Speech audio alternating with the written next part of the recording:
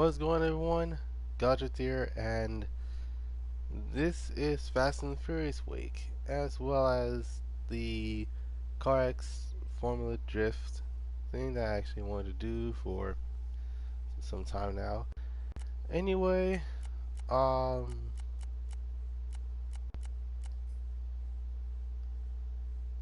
okay, so it turns out that some of you guys didn't bother going to. Well, actually, I don't think you guys actually see my Discord yet, but it should be fine. Um, this week is Fast and Furious week, but before I do any Fast and Furious related stuff, um, I just need to get, I just want to get this out of the way first. So, in terms of what today's stream's gonna be, well, it's supposed to be a Formula Drift type of thing where basically 16 people actually um well, there's literally like 16 players and then um like two players each would go in and then they move on to and most likely um see who actually scored the most. So it's not like we're doing this for fun. That's basically what it is.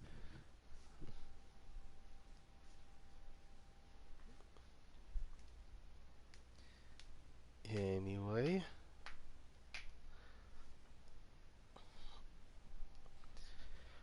oh my goodness. All right.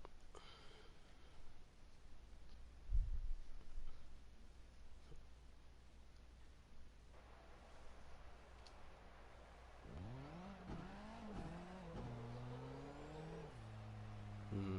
All right. So for the most part, here's how it's gonna work. Um, usually it's usually it's this corner first, and then this corner,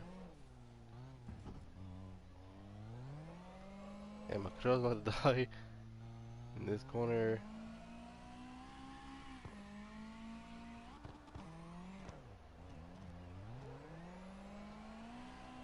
and boom, it'll been simple, but since I checked the Discord, no one actually DM'd me on what card that they want to use or anything.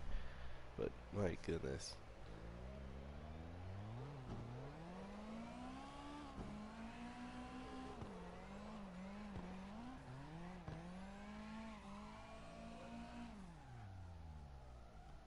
Hmm.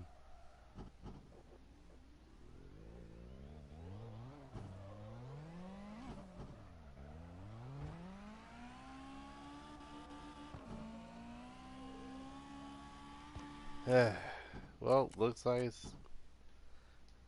it's just gonna be Fast and Furious Day, because apparently no one bothered to message me through Discord, and it's like, oh yeah, I want to actually join in, and I'm gonna be using this, using such and such, sponsored by such, along with a number, like a random number, but nope. Instead, my goodness.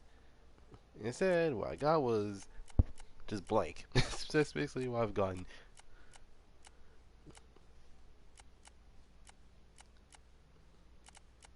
This is what happens when you try to plan things and it doesn't go through. Stupid mess like this happens. Uh,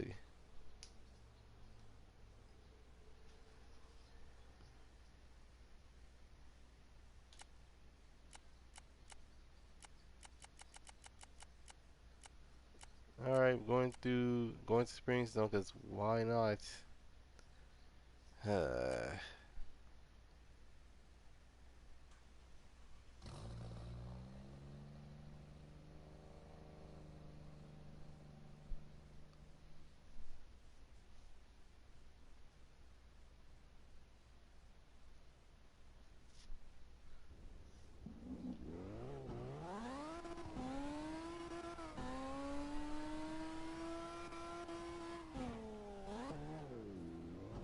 what's that? Alright.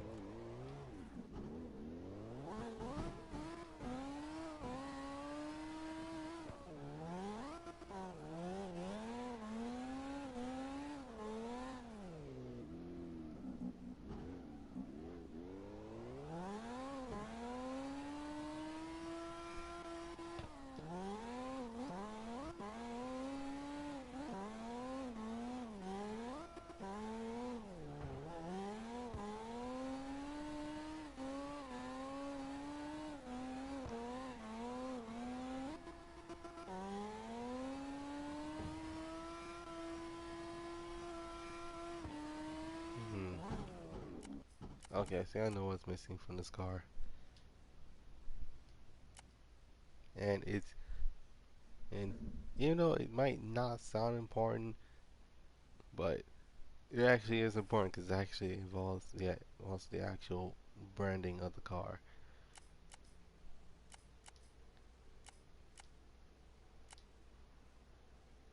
Okay.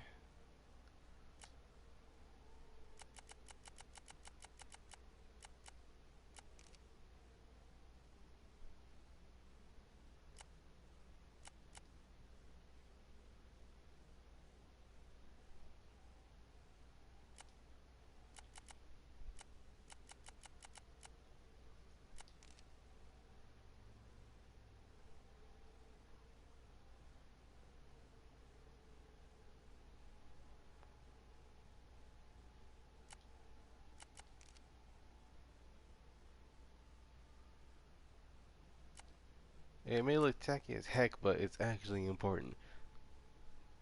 Ay, ay.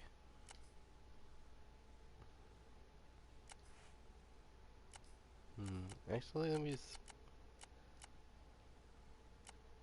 I'm not gonna increase it that much. Just gonna increase it 2 degrees in the front, and then around at least 1 degree in the rear. All right. And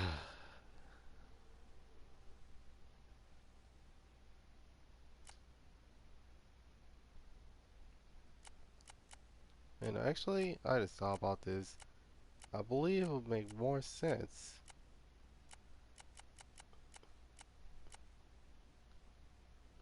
if it was LA Block. But I like was driven on Springstone, Kami, and well, not East Toge because well, it's legit this entire three just canyons along with the with- I just thought about this. I could you could just do not done on East Toge and it's like, oh, okay. Well, that's where the competition would take place. But no, no one decided to sign up.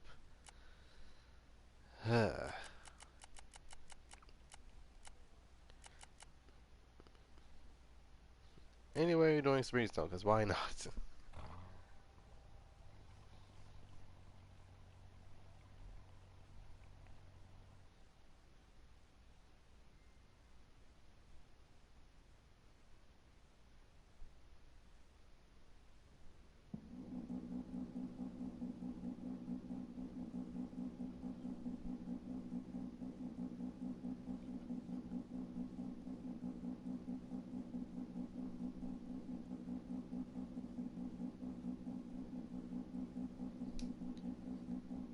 Alright then.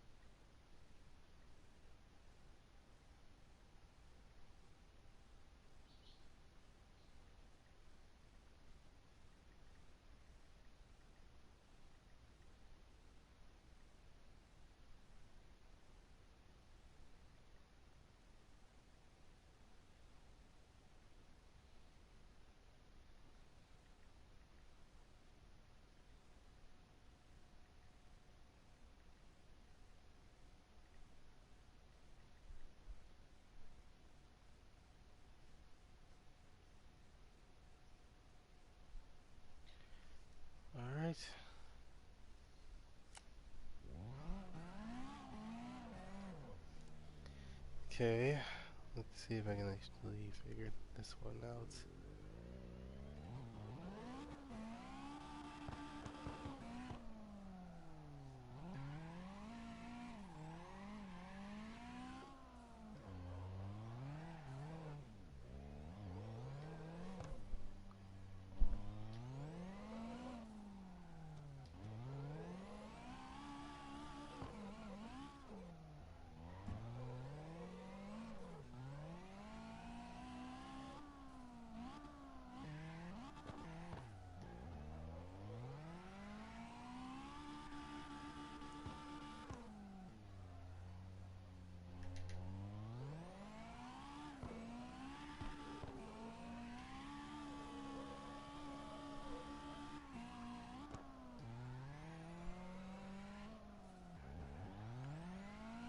Hmm.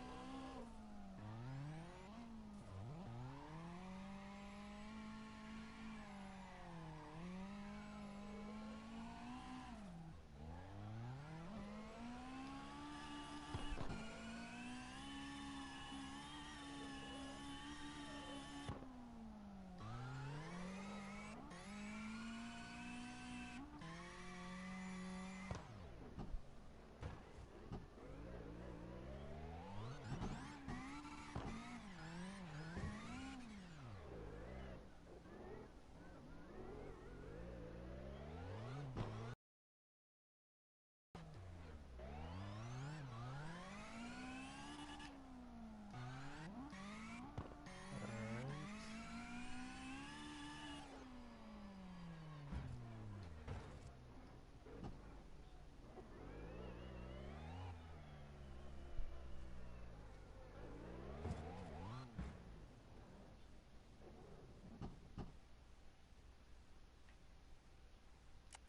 Hmm. Hold on a moment. Controls.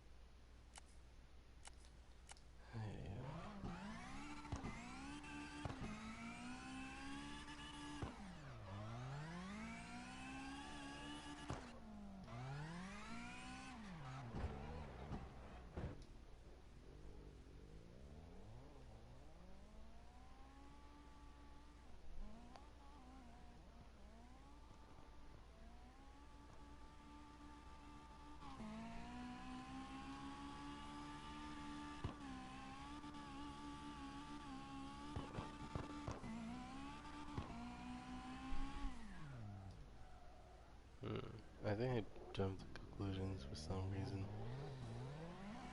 What time is it though? Oh, I might have yeah. Um, Usually I stream this at 9. It's literally 8:07, so my mistake. Hmm. You know what? Why not? I'm actually just gonna do some Fast and Furious stuff before I do anything else. Um,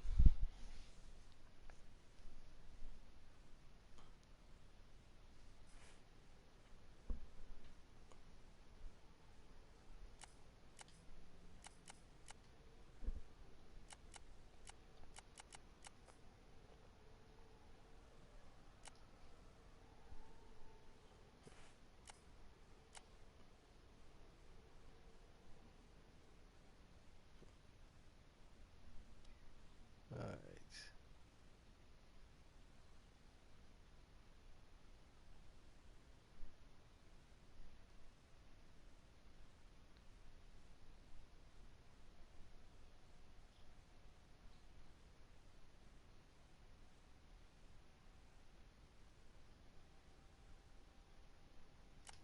Okay. Um,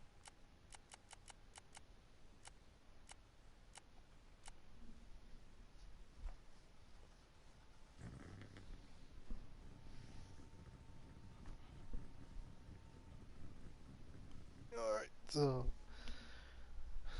here's the thing. In terms of any movie recreations I have four of them, and they're all from the Fast and the Furious. One of which is, I say, two of them are from the first movie.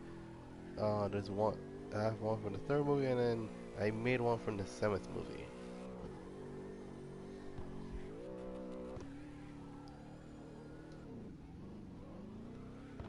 And before you guys ask anything, no, I did not. No, I'm not talking about the. No, I'm not talking about the charger. The charger's been every single movie.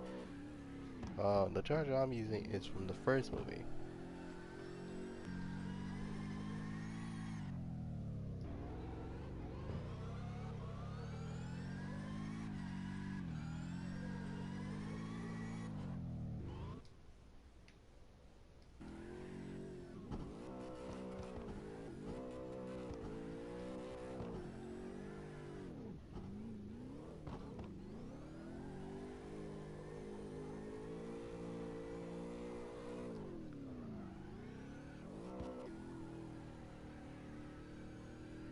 Mm,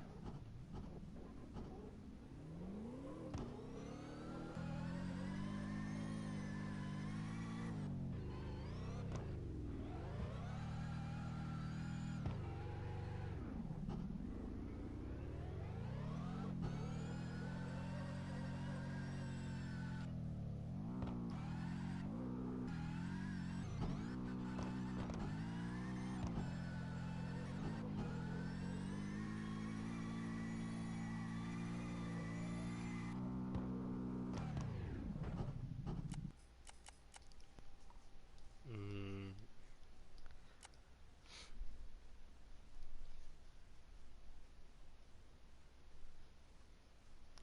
So yeah, you wonder how you can actually tell what movie is Dom's chargers from is due to the wheels and um.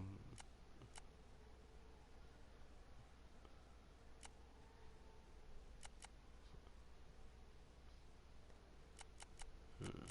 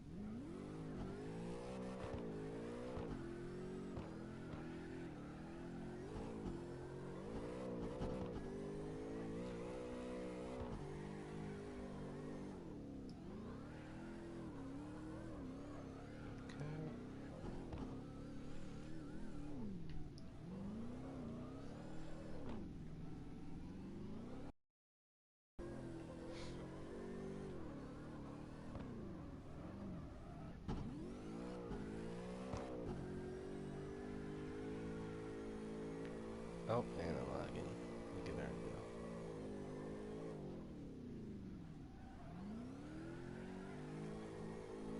Oh, it's not been 30 minutes. Alright. So, yeah. Today's racing cliche is a simple one. And if many people do not know, this actually has happened in racing into the time. It's the fact that you end up end up wanting to know what kind of cops to look out for. And was wondering, cops has have been in a mainstay of racing games ever since the 1990s.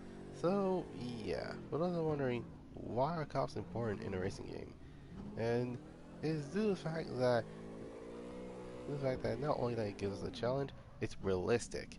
You see, back in around the 1990s, these type of things usually had to go through, well, basically laws. And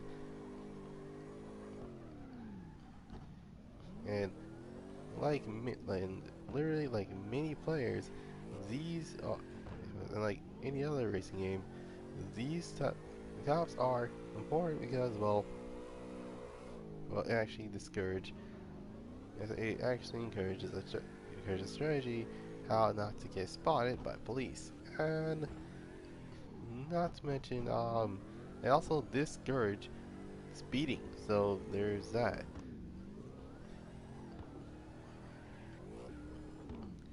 Like like for example yeah, excuse me. Like for example, the developers of GTA actually discourages any sort of crime that a lot of players can commit in the game, and and within these type of within these type of things that usually going on, they have one to two problems. One is that the more of a heat level they got, the more risky it actually gets in terms of what they want to do. Like for example, in GTA San Andreas, and I'm not kidding when I say this, um,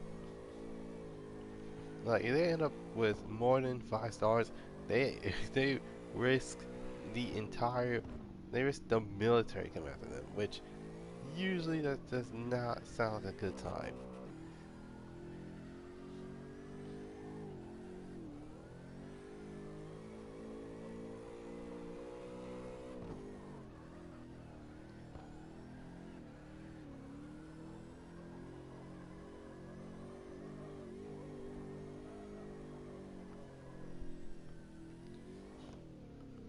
So anyways, so so literally, what happens if you get into dynamic cops?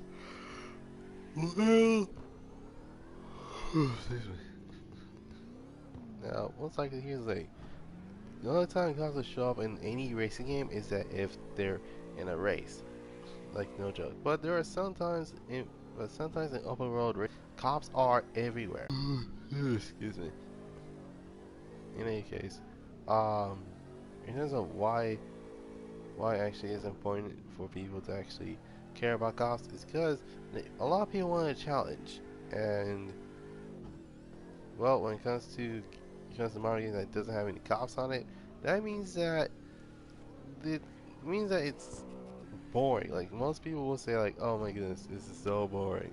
Like, how come I can't get a cop chase after me?" But unfortunately, due to paybacks, gotcha, gotcha type system upgrades, it makes it impossible. In fact, many people will say that, right? A lot of people say that if the game didn't have any speed, doesn't have any, doesn't have the car system for Need to Be Payback, no, actually, if Need to Be Payback just went with a regular upgrading system, they would have been fine. But nope, instead we end up with, oh yeah, here's some cards so you can actually get yourself some upgrades, and it's like, you're kidding me, right?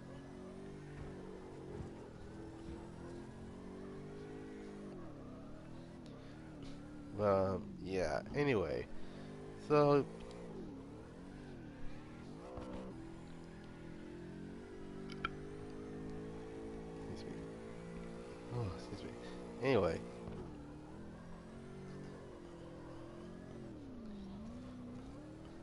So for the most part, the actual the cops themselves have some pros and they have some cons when it comes to adding cop cars and cops to the game, especially when it comes to their cop cars.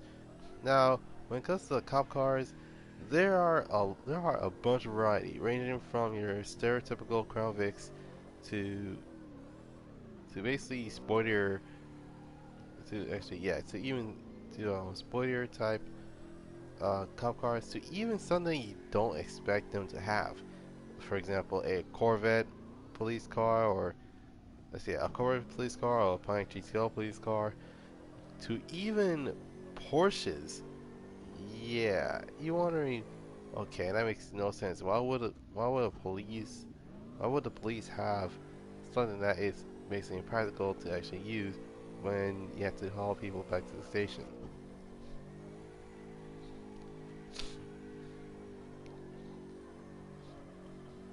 I mean, then again, who knows? It pretty much actually speaks volumes in terms of what kind of car cars they're going for. In fact, Need for Speed Hot Pursuit uh, actually has a case. Well, see, actually, Need for Speed Hot Pursuit and Need for Speed Rivals has a tendency to actually give you exotic police cars that kind of it kind of gives you that feeling like, excuse me, it's like is wait a minute, is my driver from Abu Dhabi? Because apparently we have a lot of police exotics going around, and keep in mind, it's insane how a lot of people.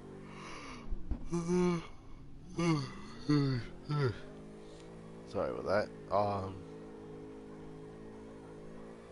It's insane how a lot of people actually the a lot of people wanted these cops as cop cars, and let's see, wanted these cars as cop cars. But there are, yeah.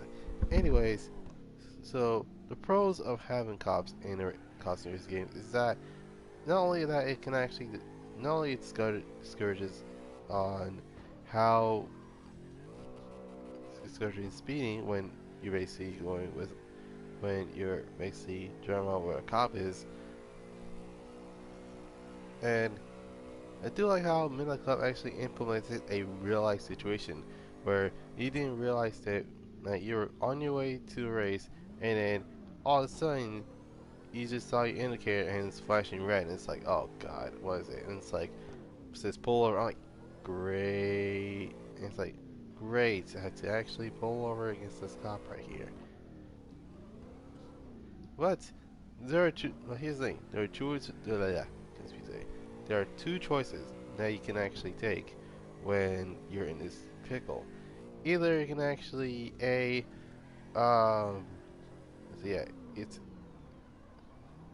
yeah, but it's either actually either A, actually be responsible and then pay for your ticket, or B, you can actually try to outrun the cop while he's outside his vehicle.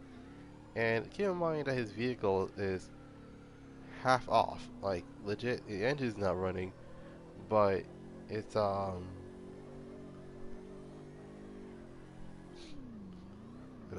yeah. The cons on your hand for um the cons on your hand for heavy policing game is the fact that depending on how difficult the cops are, they can be either it's never two of them at the same time. It's either they're ridiculously easy or they're ridiculously hard. And you're wondering, okay, what do I mean by ridiculously easy and ridiculously hard? By ridiculously easy, I'm talking these to be 2015's cops, and then in terms of ridiculously hard, I'm talking these to be most wanted 2005 cops. So yeah. So for you future race game developers, if you want to actually add cops to the game, just be sure you know what you're doing, because a lot of research can actually give you most of these things that most people couldn't have. And not to mention, um, not to mention, look up some cop cars that might be interesting. Because then again, although graphic is nice, it's not realistic if you see a police GTO or a police Porsche just chasing you for no reason. Well, unless you're in outdoor, then that pretty much is, well, settled.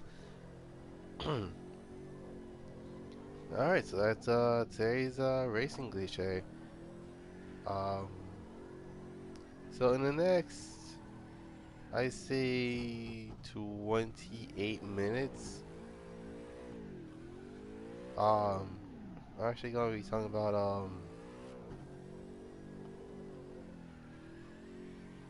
wait, hold on.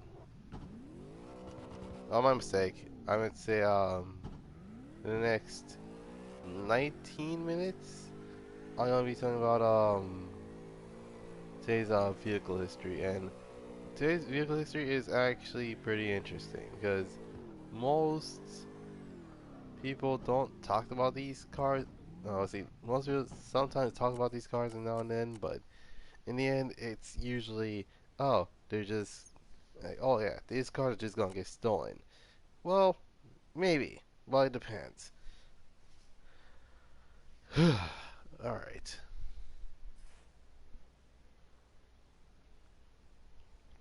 so I'm gonna change vehicles. Alright, don't laugh. uh, yeah, I couldn't find the actual design. Actually, I found the design of it. This is as close as I can actually get in a short amount of time. Hey,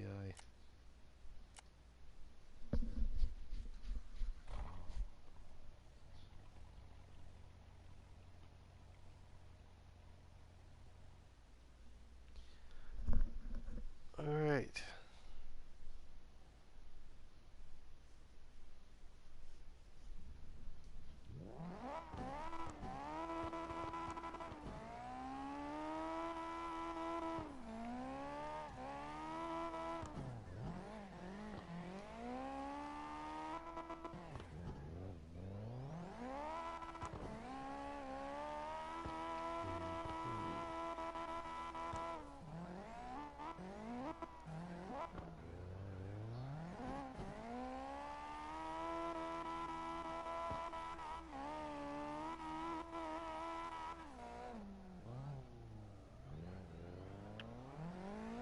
Hmm.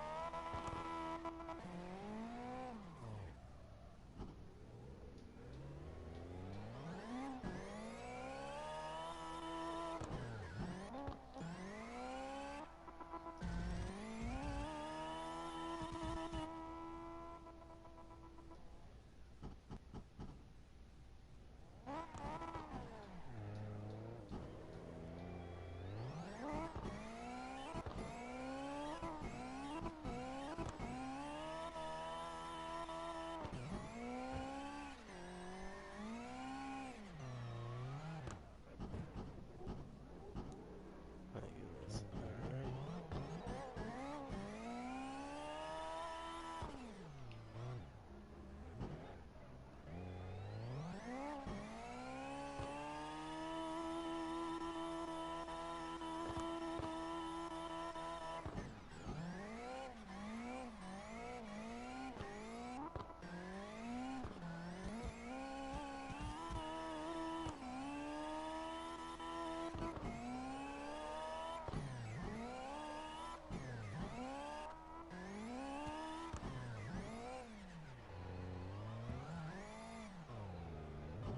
Alright.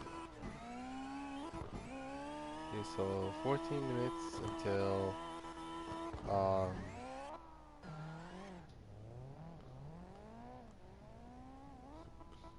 Jesus.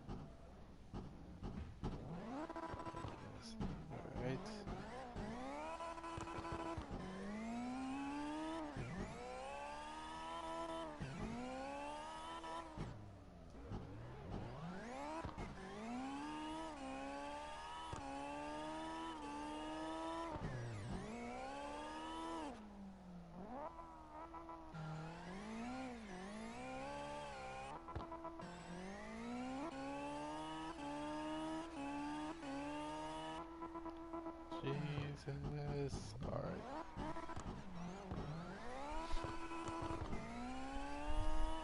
Alright.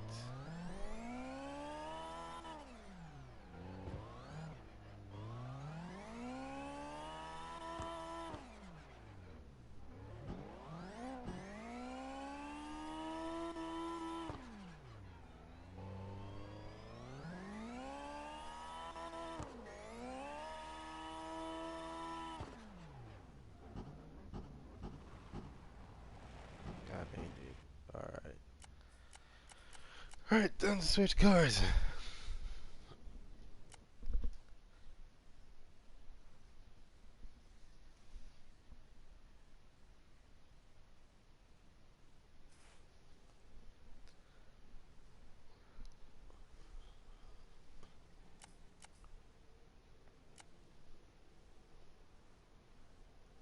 Right, I doing this car. I doing this accent a little bit too much.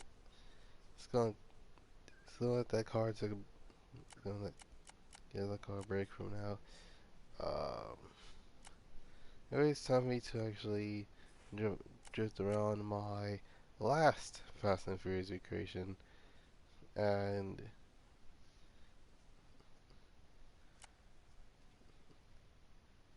alright, that's gonna be a 50.5.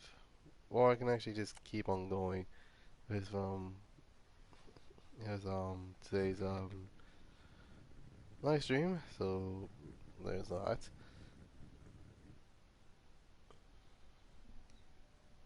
Never give up. Okay.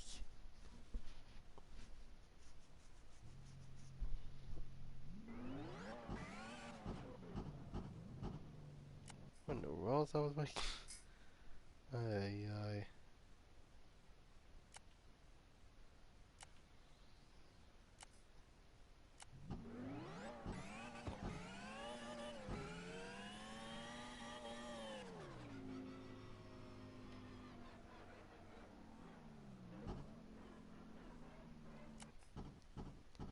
Ay ay. Camera settings.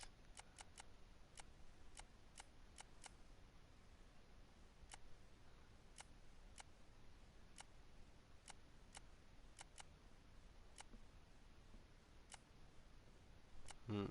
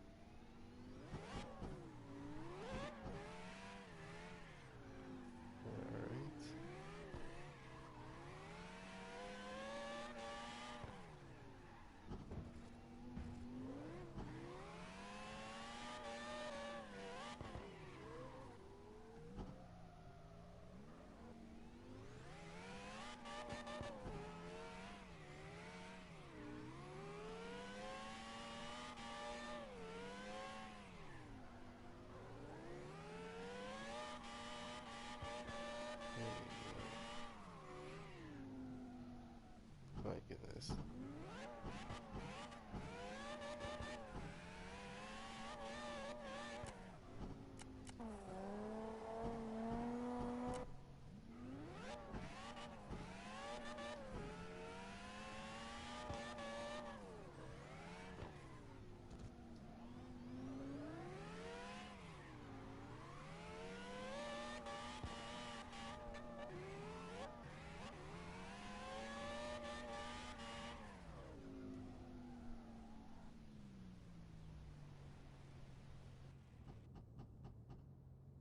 Son of a gun.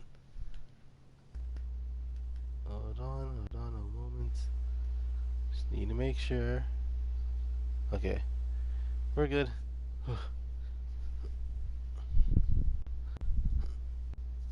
Cannot believe that my controller died on me. Wow, so true. Oh, I was trying to like reset my car.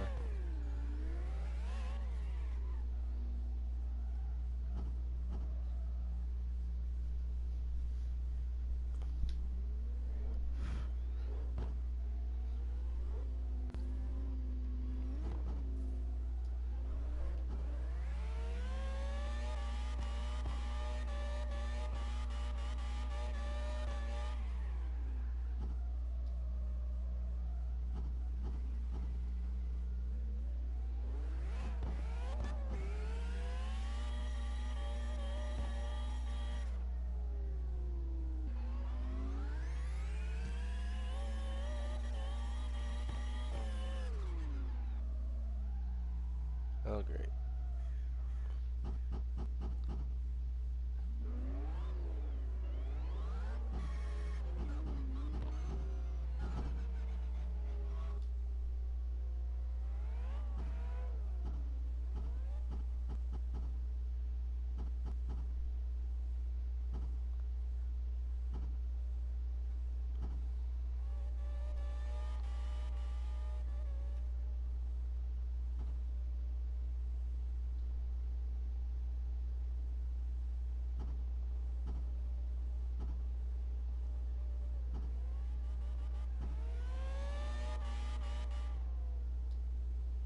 Hmm.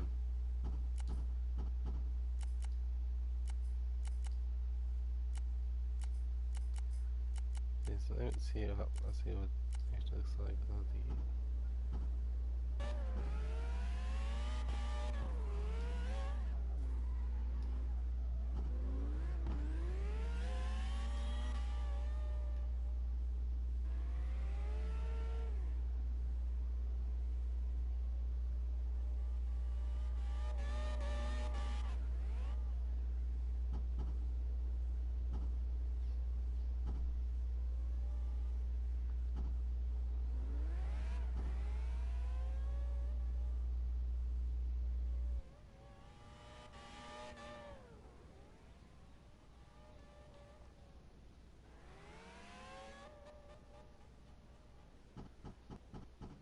Hmm.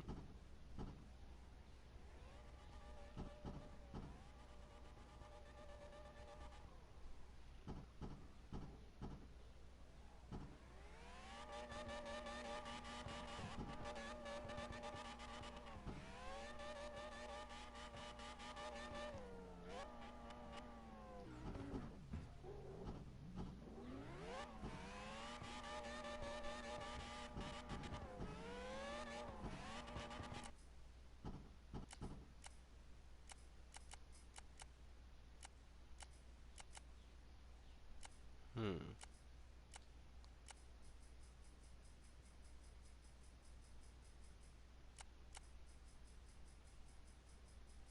FOV. Wait, is this front view? Hmm. That actually is interesting. Oh, jeez.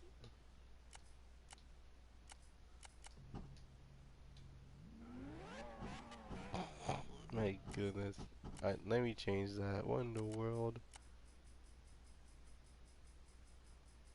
Ay, ay, ay.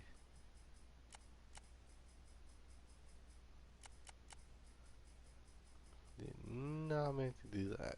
What in the world?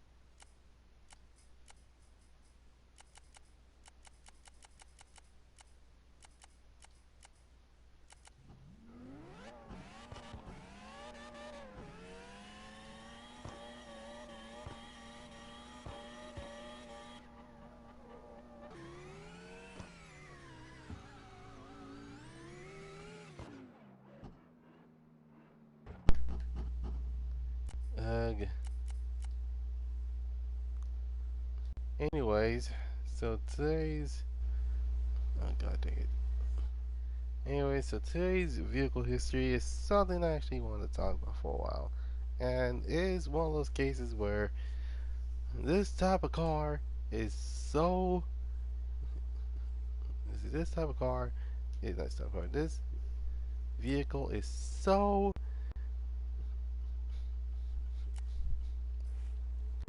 And I'm not kidding. It says this car is so. Yeah.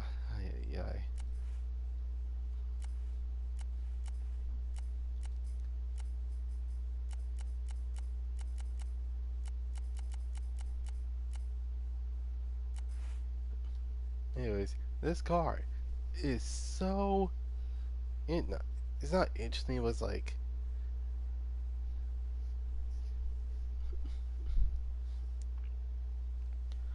In fact, this car is so interesting. It was interesting. I see, this car is so. Oh my goodness. How do I say this?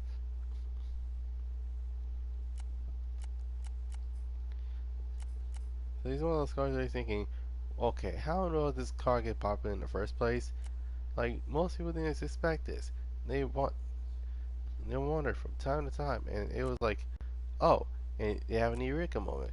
It's in fact, was so, this car was so important. Not important. This car this car is so reliable that the 1998 version of this car gets stolen. Anyways, today's vehicle history, I'm gonna be talking to you guys about the one, the only Honda Civic. Alright, let's get this out of the way. The Accord is not a Civic, as a Civic is not an Accord. Now, those are wondering, okay, what's the main difference between the Civic and the Accord? The Accords are bigger. They actually came with either a those cars either came with two to three variants of. See, they usually came with one or three variants. It's either let's see, it's either A, it's pretty interesting. They either came with three choices. They can go with. Let's see, this was before they dropped to two and then they went back to three. So originally it was four versions of this car.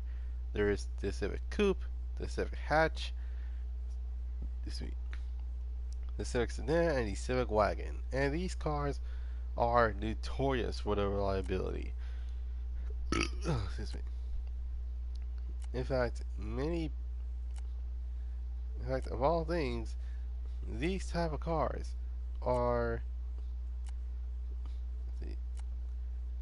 In fact, these type of cars are. These cars are the main reason why Civics are such a global scale. In fact, these cars are so notorious for toys for the toys with the underdogs, and not to mention when it comes to the underdog, they usually underestimate them, and yeah.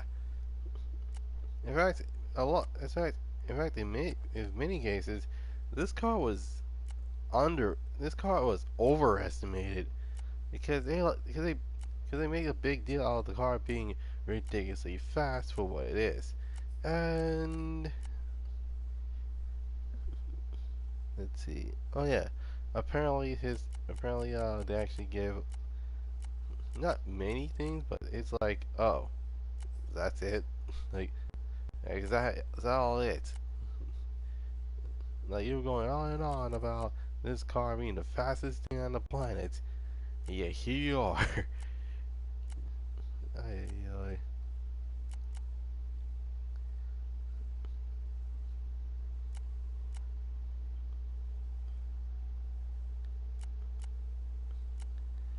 But in any case, these type of things usually happen when it comes to owning your first car. In fact, this car is literally number one in terms of someone's first car. Well, the first car that they actually bought by themselves. And a lot, and there are many reasons why people like slash dislike the Civic. And and I can think of three possibilities. And possibility A, they're they're the type of cars that usually get stolen, and they actually end up thrashing them and taking them apart, and then they actually sell them for, well, leftover parts. And the second reason is that, if anything, these type of things can happen. So literally, Civics, Accords, Integras, basically any Honda from the 90s slash 2000s usually gets stolen. And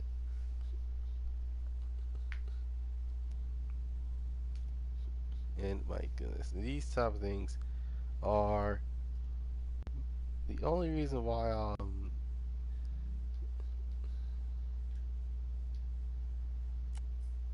hmm.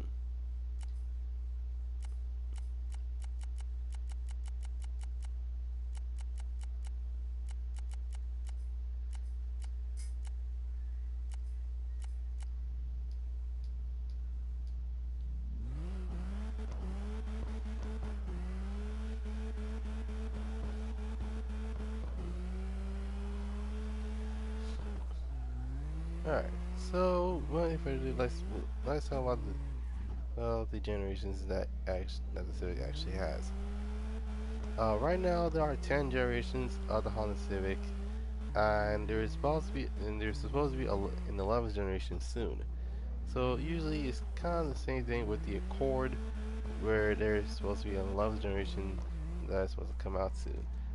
Anyways, the first the first generation actually came out around the 1970s, and due to the fact that these cars were meant to be helped when it comes to the gas crisis. So, well, as I'm wondering, you're welcome. Anyways, so well, as I'm wondering, okay, I don't get it. Why are they helping us?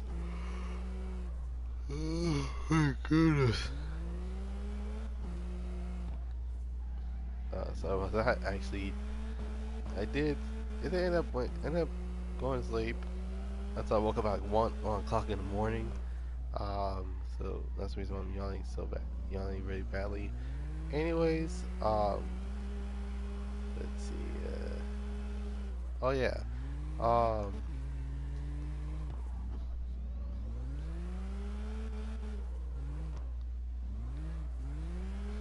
so there are many factors when it comes to having having Honda, and the fact that the Hondas, the Hondas that Japan made, or LA, welcome to the live stream. Is any history lessons? You're actually apparently you're just in time because I was talking about the Honda Civic. Anyways, um, so most likely the first generation Honda Civics actually came out around the 1970s, and yeah, basically they were designed to actually help us with the gas crisis. And for me, American buyers, these cars are ridiculously reliable for what they are, and for most people, it's actually uh, they actually wanted. Actually, in the 70s, people wanted two types of cars. They either want it's literally either or. They either want a big giant V8 car that actually drink up gas but still has that raw power of a V8, or they want a four-cylinder that actually doesn't drink up that much gas and they can actually, you know, give the American cars a run for the money. And yeah, it was one or the other, but either way, it was pretty much one of those cases where it's like, okay, that's interesting. Why do they want us to actually build cars to combat the gas crisis? And not to mention, these small cars are actually beating out the giant American cars of the 1970s. So anyways, the late 70s came around with the second generation of the Honda Civic. Nothing changed, I guess. Maybe, maybe not. I don't know. But what I do know is that the second generation actually has a bigger motor, basically a 1.8 liter instead of a CVCC motor, which usually came from motorcycles. And I'm already out of things to talk about the second generation, so I'm gonna skip right over to the third generation. The third generation, on the other hand, I do have some important facts about them.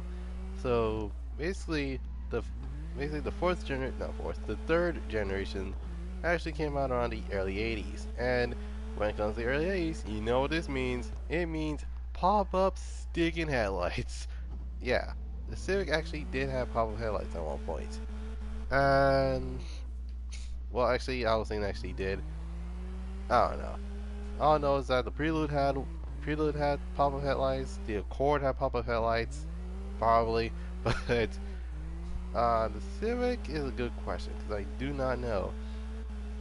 Anyways, um, and it's unlike the Honda Civics, the first and second generation. The third generation didn't came in the wagon, which kind of odd because many people actually do like the wagon. Anyways, it either came with three body options. It's either the coupe, the hatch, or the sedan, and all three of them are pretty much, well, is literally the same thing as the third generation. The fourth generation is where it gets interesting because when it comes to when it comes to cars such as the Honda Civics as well as the Honda Accord, Honda Prelude, the fourth generation of the Honda Civic came out in around the late 80s, early 90s. And the late 80s is pretty much one of those cases where they had the boxy versions of these cars. And keep in mind, there was a new variant of it. It was known, and you probably know what those three letters are. Or if you might not know what that is, I'll tell you. It's the CRX. Basically, the CRX was basically it's supposed to be the not the cheaper version of what it is, but it's more important that it's basically really important to the fact that these cars are are one of the main reasons why, well, not they don't get stolen very often, but it should be fine. Um, anyway, so there's the hatch, as well as the coupe, as well as the CRX, and the sedan. And the least popular of the four is pretty much the sedan model because no one wants to pay, no one doesn't want to actually swap in a B20 or B18 onto cars like those. Anyways, enough about the fourth gen. Let's talk about the fifth gen. The fifth gen came around the early 80s, the early 90s, and dear Lord, this is the birth of what we actually call the tuner scene. Oh, and before I continue on, let me reverse back to the 1980s. Yeah, you probably gonna hear this a lot, and repeat after me when I say this. The Gentleman's Agreement. Basically, Honda, along with Toyota and Nissan, as well as other manufacturers, agreed to actually make cars that are not over 276 horsepower. Because if they did that, that means they break the rules. And unfortunately, that did not last long. In fact, Honda's Legend actually, broke the actual rule first with the Honda Legend. Honda Legend, basically our version known as the Acura Legend, made around made around 300 horsepower. but that vehicle is entirely unrelated to what I'm talking about. Anyway, so in terms of the fifth gen Honda Civics, this was known and for many people as the EG models. Basically, Um, basically, each and every single Honda actually had some sort of chassis code, and for most people that know the chassis codes, they pretty much know about the R30s, the JZAs, the JZXs, the E model versions of the BMWs, and heck, even server and server name. It's an American server, and it's right there. Except I'll explain the FD part in a moment. So there's that. Um, anyway, um, what was I saying? Oh yeah. So in terms of what kind of cars there were, well, in terms of the Civics, there's a new version of see, yeah, there's a new version of the, excuse me, new version of the Civic, and you won't believe when I say this, but the Del Sol actually counts as a Honda Civic, just not in the traditional format. So the actual Del Sol was one of the streamlines where most likely most people don't understand, but they actually understand it at the same time. Anyway, so there are three versions of the Viz Gen Honda Civics, which is the Civic Hatch, Civic Coupe, as well as the Civic Sedan, and as a not least, there's the Del Sol, which is kind of a discounted CRX, and it kind of looked like a Miata in one way or another, except it's kind of not. And yeah, it was one of those cases where many people actually do like these Civics, and fortunately for most people, they're not that hard to find. You just need to make sure that actually has some anti-theft stuff, so that way that your Civic doesn't get stolen. Trust me, it's pretty much, it's pretty much a meme where if a Civic is stolen, it's like, yeah, anti-theft stuff. It's like, no, it's like, that's the reason why your car got stolen. Ay, ay. But anyways, um, for many people, they didn't know what to actually have these cars, and the first and this is the first time where we ever gotten something known as the DX. And in the US, still have Civics. It's just that we got Civics from different regions. In fact, the US versions of Civics are not as popular as the ones that you get from what's that called? Like, they're not as popular as the ones you get from either Europe or in Japan. Anyways, the fifth gener or no, the sixth, my mistake, the sixth generation on the Honda Civic actually came out in the late 90s, and these were known as the EM1, the EK9, as I forgot what the chassis for the sedan was.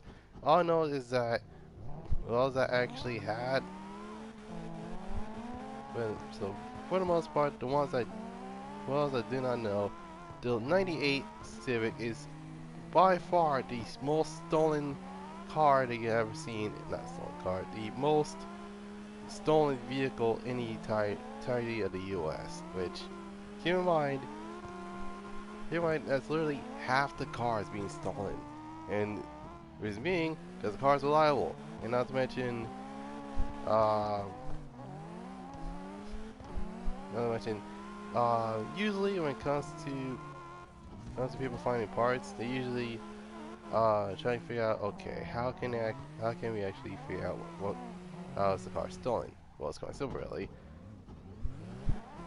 And something called well, I don't know, grab your engine to make sure grab your engine to make sure that everything is correct. Otherwise, it's like, God dang, they stole the parts. Well then, But anyways, the seventh generation actually came around the early to mid, yeah, early to mid 2000s, and unfortunately, that specific generation is my least favorite generation. Although like, oh yeah, and I forgot to mention, the sixth generation onward was the first time they ever introduced the Type R badge. You see, the Type R badge was pretty much their performance version of the Civics, which came around around 1992 when it comes to the Honda NSX actually having a signature white color with a red badge.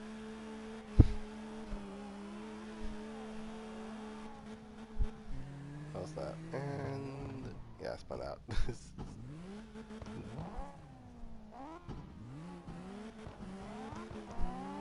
What's it?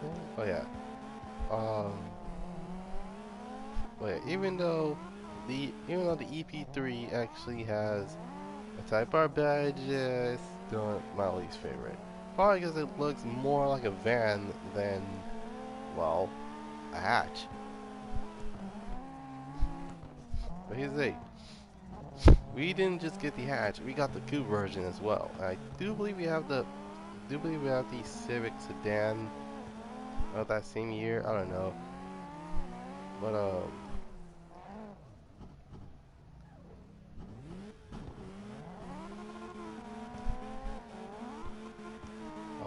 what was I saying? Oh yeah. So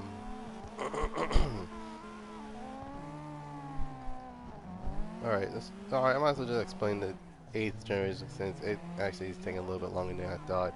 Anyways, the eighth generation is one of those cases where you might either like it or hate it, but either way, they're important because when it comes to the Civics of the eighth generations, each and every single continent actually has different versions.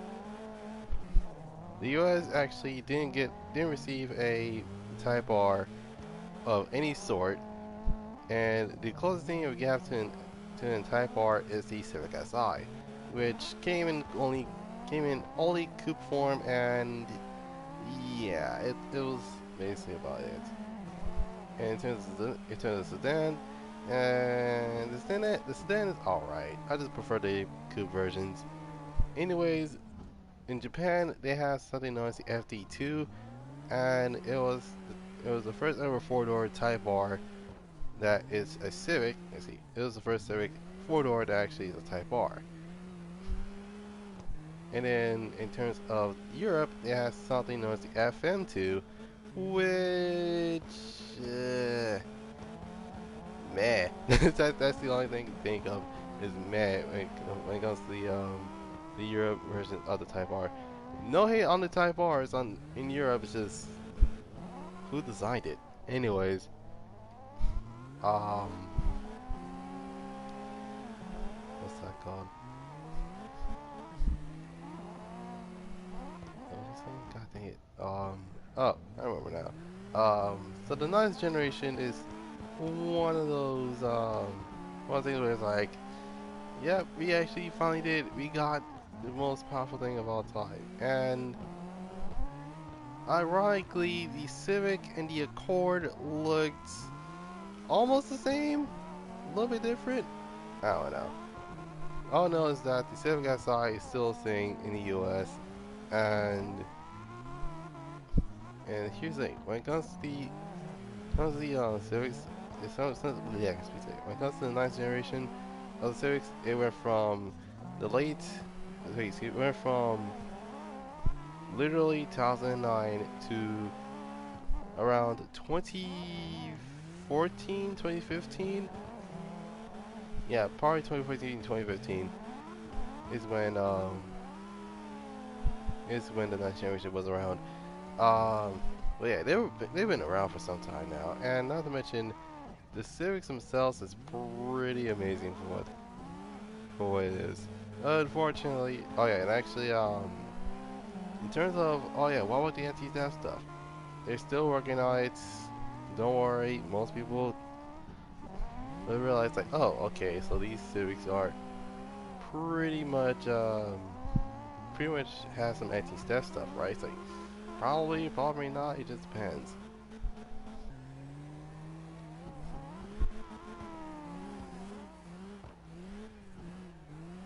Um.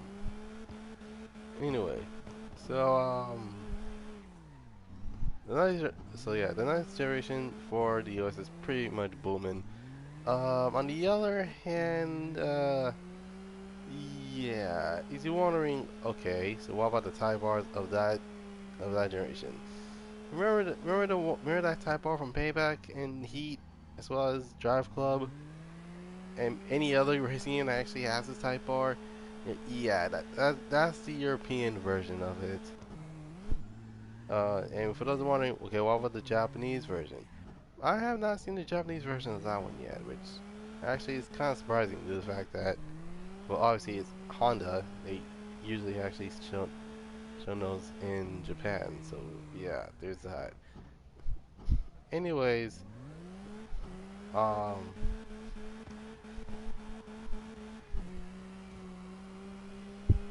what's that called? Anyways, right now we're in the current gen, which is the 10th generation, which actually brought back the hatch. Saying, well, this seems oddly satisfying. For some reason it is. Anyways, um, oh god dang it. All right.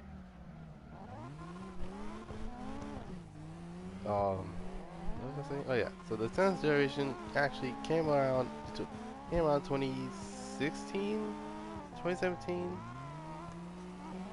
2017. That's what I'll go for. Anyway, so around 2017, we have finally gone to the Type R, but there are some styling cues which actually makes no sense. And there are reasons why I say this. And here's a good example. Apparently, the hatch looks like a wagon. The coupe actually looks like a hatch, and I don't know what to think about the actual sedan version of those Civics, which, keep in mind, is not. Keep in mind, is still sedan to this day.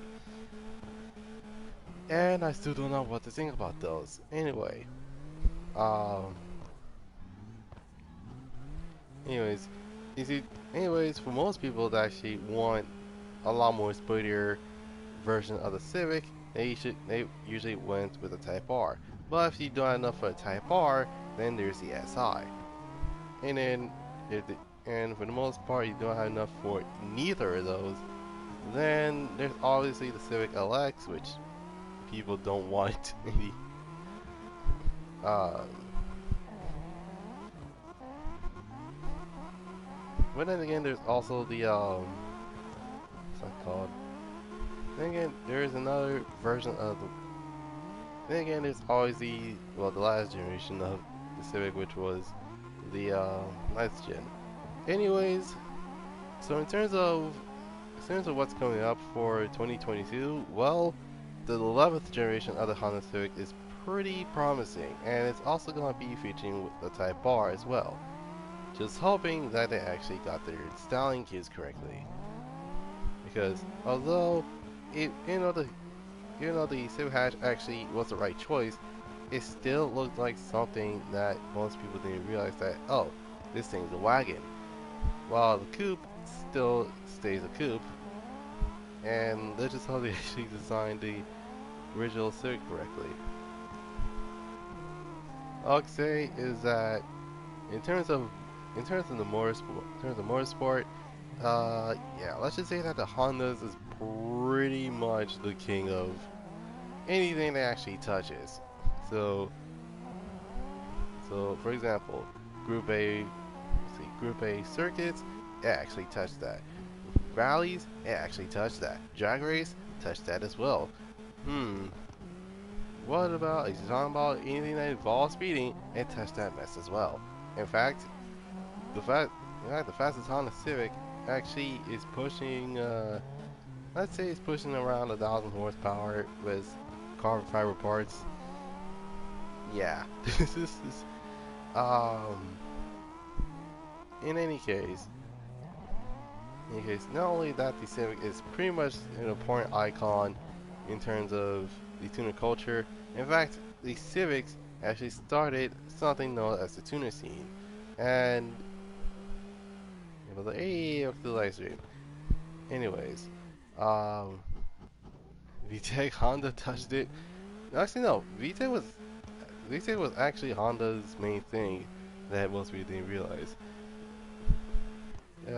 Yeah. So for the most part, yeah, it's one of those cases where it's like, okay, so if you have a Honda, you pretty much gonna be not gonna run out of gas for long, cause that much is reliable. Anyways, um,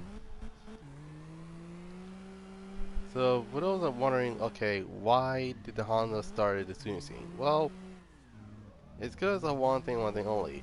We never got into Type R until 2018, so keep in mind that playing games until VTech kicked in. Oh my goodness. Anyways, well yeah, the tuning scene started when the Hondas usually have pretty much friends were like, nope, we're not giving you the Type R. It's like, why? Simple, because you guys gonna drag race the mess out of it. It's like, no, we're not. I just gonna put drag slicks on it. Oh my goodness. In fact, the closest thing that most people have that was not a Civic was the Mitsubishi Eclipse, which, keep in mind, was literally a drag racing prodigy. That's basically what it was. Anyways, so that's today's vehicle history on the Civic. Um, so was I wondering what I've done so far? I've done Scion, I've done the Mustang, I did the RX-7, I did the Supra, well, twice, because apparently, when I was live streaming on one of those days, didn't have any audio coming out of the microphone, so there's that. Um, and also did Nova, and now I did the Civic. So far, I did 5 of these. Maybe do the Porsche 911 slash RWV. I don't know that much about 911s, even though they actually have the same cues every now and then. But I'm not, even though I know their chassis code as well as the many Porsches that they have recently, I still. What the heck was that? Was that a. Okay, that was weird. Uh. Oh, I'm not the only one that just heard that. Like.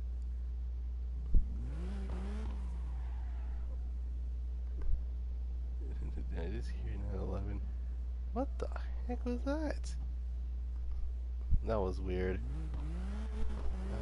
Really.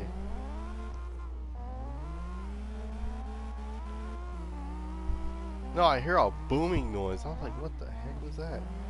Um.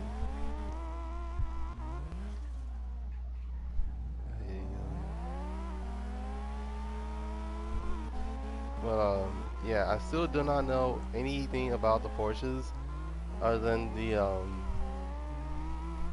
911s, as well as I do know some RWBs, but not all of them, because it depends on what chassis that they use. That including either the 964, the 993, or the 930.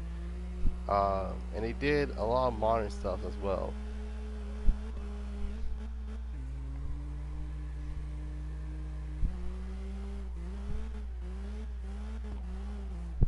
I'll probably do oh my goodness, I just thought about it. If I do Mercedes, that means that I gonna have a lot of research to come across. And if I do the M3, I know their chassis codes very well. So the M3, the GTR, the car known as for its wide and streak of gears. That's, even though it's a real life car, the way to actually get it is pretty much impossible.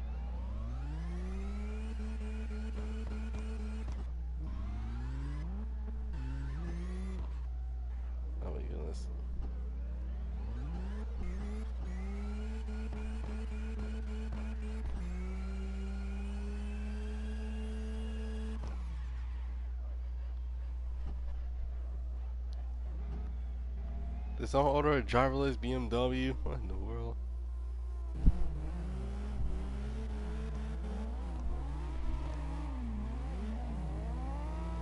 Oh my goodness. Yeah, I need to change cars. Hold on, guys. Oh my goodness. And I believe that they actually switch cars because I cannot handle my own BMW.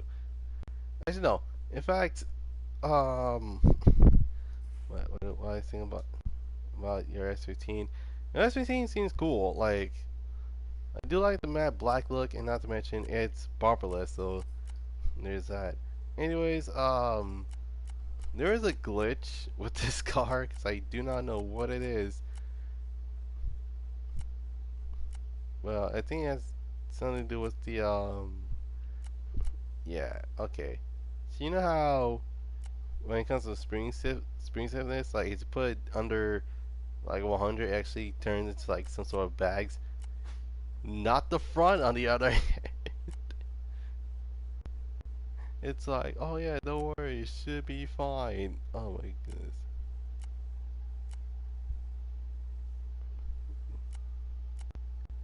It has been no, it's fine. It's just that I'm used to this car by now.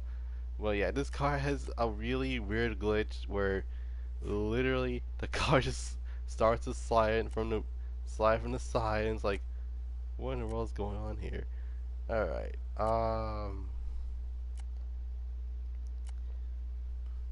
So this entire week, not entire week, this entire week is actually dedicated to Fast and the Furious, and I know the BMW is not one of them, but yeah, I made four. Should we have this German Supra? I'm bringing Hans RX-7, so there's. Oh my goodness. Um,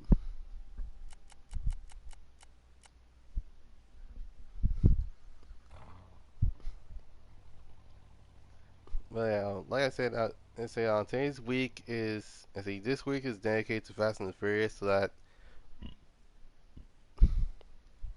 that includes, basically, Car X as well as Crew 2, um, let's see, we're bringing the RX-7 out, we'll bring one as well, oh my goodness.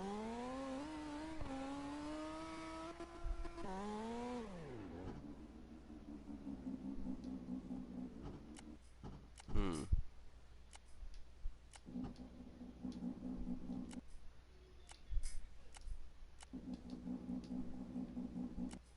Hold on, just need to make sure. Not fast press, not fast press customized though. My goodness. I'm like, wait. Actually, oh my god, I just thought about this. Oh, like I could just done that instead. Um, yeah, I do believe that the wheels are kind of accurate for, in terms of the movie car, because I do not know. Because if I remember correctly, those are Velci Andrew F's, which are legit big giant wheels for an RX-7. Wait for me. Jesus Christ. The wheels were chrome. Okay, yeah. It. Oh my god. we have we have the Evo from Tokyo Drift.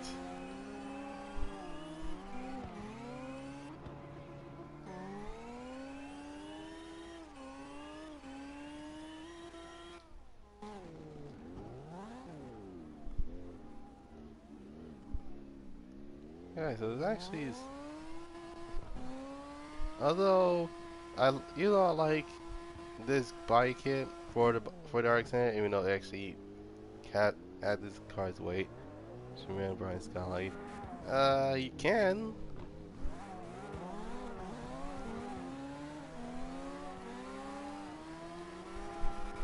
But actually, then again, there's a reason why I don't like when people actually try to recreate the bike kit for this car, and that is because, if anything, the proportions of this car is a lot more bigger than most people's. Oh shit, it's a Chinese ripoff. Well, I mean, I tried to recreate the Veilside logo, so there's. Oh my goodness. Well, I guess the FD will probably have to probably have to happen next Monday, cause man I was excited for actually when excited for some sort of friendly competition, but nope, no one joined it, so I'm like, you know what, this is gonna be just a Fast and Furious week, so there's that. um. Oh jeez. Okay.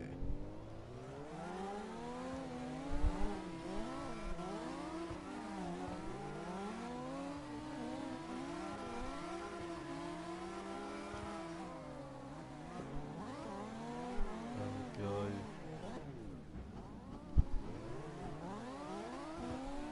I don't know if I have too much angle or not, but still. Oh jeez.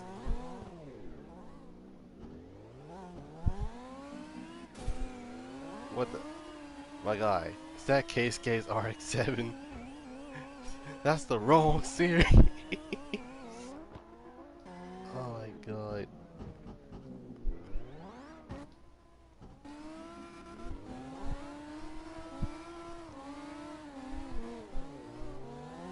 In any case, god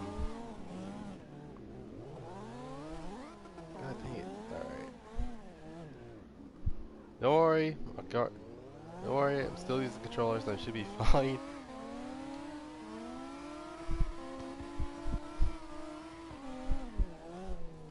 Besides, I'm still learning how to use Adhesion 100, which is literally just regular tires.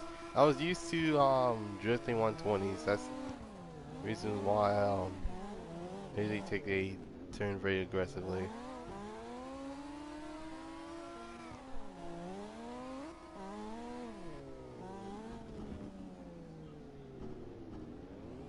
And yep, I knew it's the Reds. I mean, I'm like, wait a minute, isn't that Case RX-7?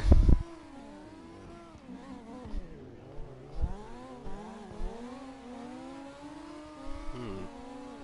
Actually, I'm surprised no one recreated the blue RX-7 from Tokyo Drift, because there's as well as don't know there are 4 RX-7s. Which is to Fast and Furious car, Fast and Furious real quick. It. Oh god dang it! This just gave me a moment. It may not be accurate, but I'm gonna change my car. It may not be accurate, but I do have something. My goodness, I cannot believe this. Spectate when I brought out. Alright.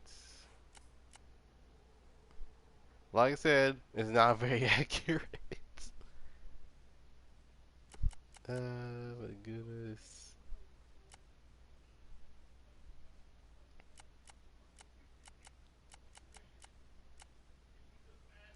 There we go. What's this? Oh my, oh my. I'm like, I'm like, oh my god, that's Brian's Eclipse. Well then, behold my closest thing to a car that actually, I don't know what this thing is. Um,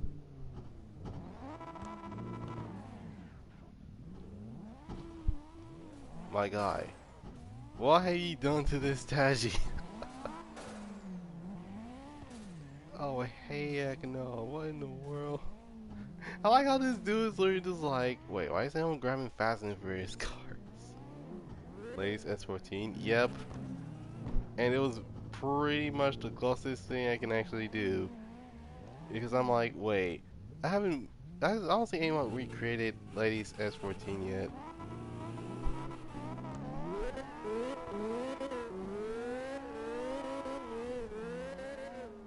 The heck is that the Eclipse?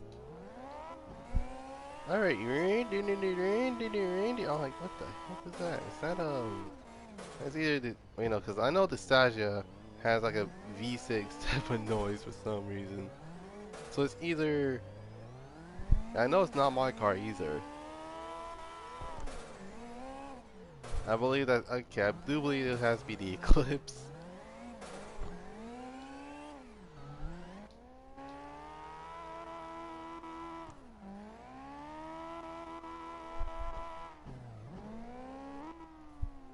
My goodness, I cannot believe I can't believe the ability, not ability, I can't believe I actually had, it's not, okay, it's not close, but it's, Too Fast, Too Furious grocery getter.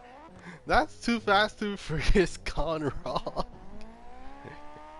It's like, oh yeah, it's like, oh yeah, instead of GTRs, we replace them with just regular Nissan Skylights. It's like, oh yeah, why the accent? Oh yeah, don't worry, just replace it with the naturally aspirated version of that. It's like, okay, well the S2000. Oh, oh, that mess? Oh yeah, just replace it with a Prelude and tune it down to 100 horsepower. It's like, oh god. Wait, what about the Supra? Oh, just get, oh yeah, the Supra, just get the 4A GE version of that. That should be fine. It's like, dude, that's not how it works. Oh my god.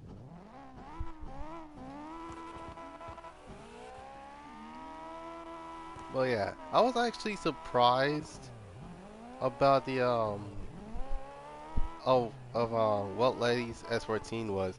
It was originally a Zenki, but it has a kooky it had a kooky front end swap along with some 2000s goodies such as a I think it's called a DMX bike kit if I remember correctly, and it had Evan wheels, which actually was interesting. It had Blitz boost controller as well. I think it has a VIS hood. I can't remember, but dear lord, this car is.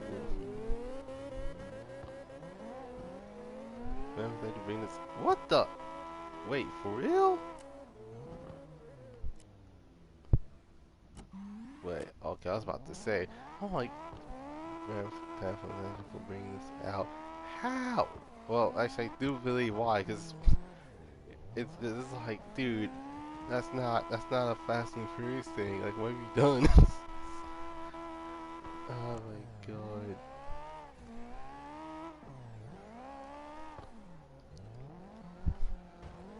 Now, in terms of what Fast and Furious movie I've watched the most, that Max has to go too because I used to watch that mess when I was a kid, and dear lord, and not to mention I think like of all the movies I watched, out of all the Fast and Furious movies I watched, um, because this Fast and Furious car, okay, okay, so if I remember correctly, first place I have to go to Fast and Furious because I had that because we had on VHS, which for those that do not know what the heck is a VHS, it's like a DVD, but instead of a disc, it's a tape, and you insert it to a VHS, and boom, you're actually watching the movie. No menu needed. um, remember correctly, the second place has to go to the first movie because um, because along with Fast and Furious was one of those movies where um, and you won't believe what actually came with the disc. It was the tricked out edition, which I didn't know that you know, you can actually buy like at this point like you're buying a DVD along with a movie ticket to see Too Fast and Furious, which man I cannot believe. I was like, wait a minute, so you telling me that you can actually get this movie and you're able to actually get you know you're able to nah, let's be safe. And apparently you're able to actually get a movie ticket to see Too Fast, Too Furious. And My goodness, it was pretty funny if you ask me. Anyways, um,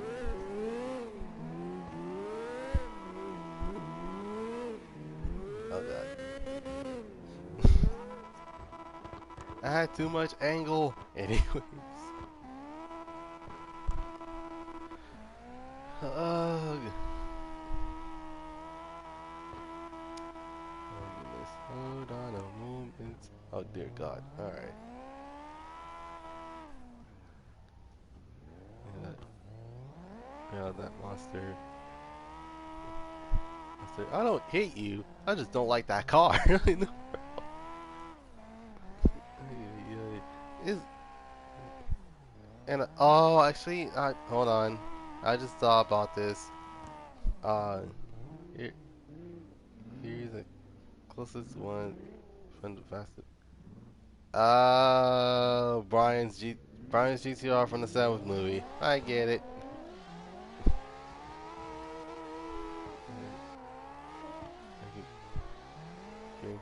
That's not the Charger.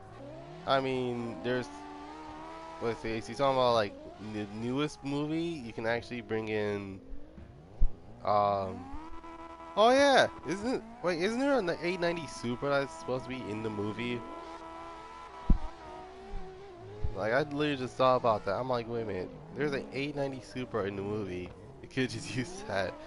But yeah, the GTR actually works. I do believe like there are three versions of the GTR that's from the Fast and Furious. I have never changed. Um, the fifth movie and the sixth movie had the silver GTR. Jeez, I cannot speak today. It has the silver GTR. Then there's the ending of the Fast and Furious 6 movie, which has what's that called? It has a Benz Supra R35 GTR, and last but not least, there's the blue Fast and Furious GTR from Furious 7, which actually does make sense. Actually, I just thought about this, and haven't, and actually haven't touched the subject on the matter of the vehicle history, and that is the tendency of people being known, the people that pretty much get kind of gives those car guys a bad name, and those were known as racers. Well, even though the series are no longer racers, they're just like they're young enthusiasts that don't know what they're up to. You create the Fast Furious 7 Charger and the Supra in the end. In book, oh my god. But yeah, I completely forgot about the racer thing for the Civics. Now, half of it is true, half of it is not true. The reason why I say half of it is true is because they don't know what they're talking about. They think stickers make the car faster, and and dear Lord, they know where they. Dear Lord, they and God forbid for actually giving them an exhaust to actually mount onto the car, and it's like, dude, what are you doing? Like, I try to make a car sound good. Your car sound like a weed whacker. Like pears, my goodness.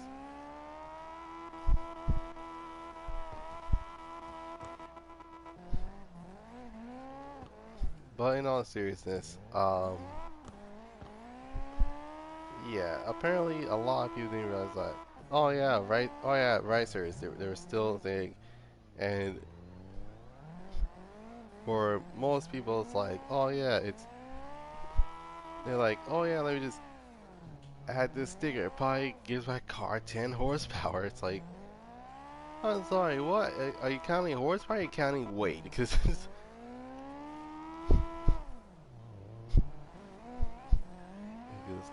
apparently, apparently a bunch of stickers was equal to a pound. Like, no joke. Um, but yeah, um, what's untrue is that not all racers drive Civics. sometimes they drive either base Lancer or they drove base Charger slash Challenger or make another fancy race car. Hold on, teacher. My goodness.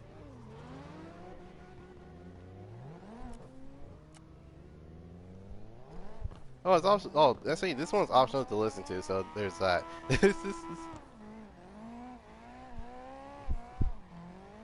Um,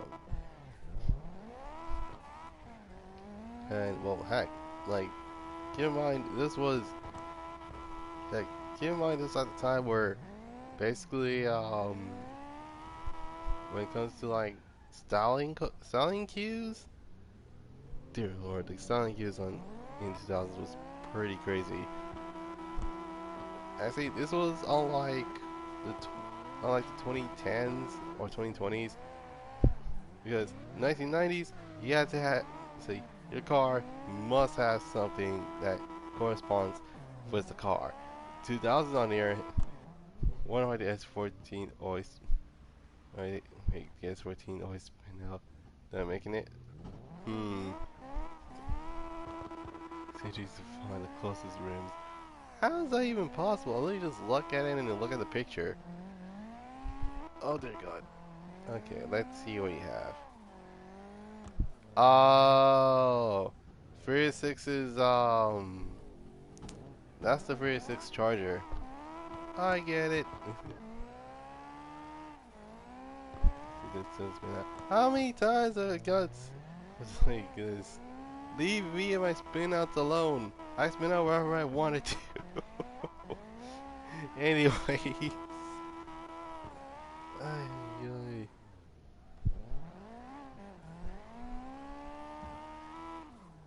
Oh dear God. Okay. And is it? Ah. Anyways. Um. Well, like a boat. Dude, it's a Dodge. They're boats. That's what they are. Anyways, so in terms of what Rockstars usually drive, they don't just drive Civics. They drive base Lancers, base Char. Basically anything that's literally a base car. So like for example, they try to like fake being a Lancer as a they say fake being an Evo, but it's actually a base Lancer, which for most people that's kind of bad if you think about it. But what most people didn't realize is that um, basically they want to Evo so bad they would debadge the car, and it's like boom, I got an Evo. I feel like I'll roll over. Wait, wait a second, have you stiffened up the anti-sway bars? Because that's probably the problem.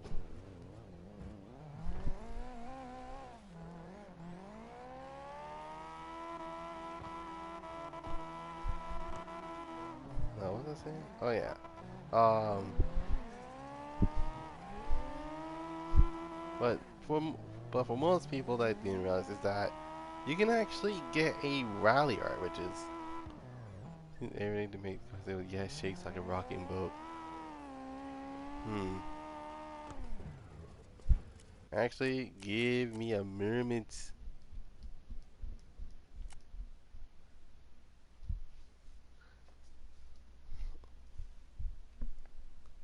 I mean, I recreated the first movie GTR, so not GTR, the first movie Charger, so there's that. Alright.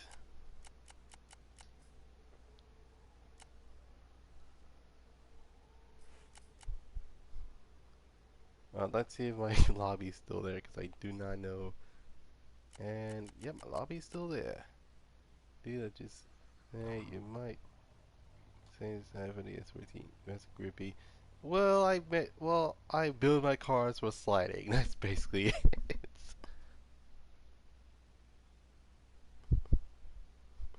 Like, apparently, I don't know why you guys keep saying, he's saying that, oh yeah, like, hold on, let me just hand me hand me the tunes for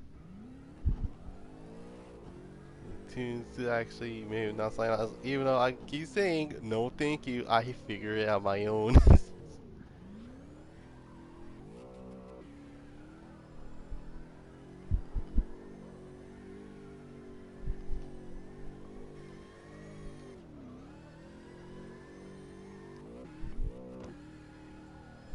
Hmm.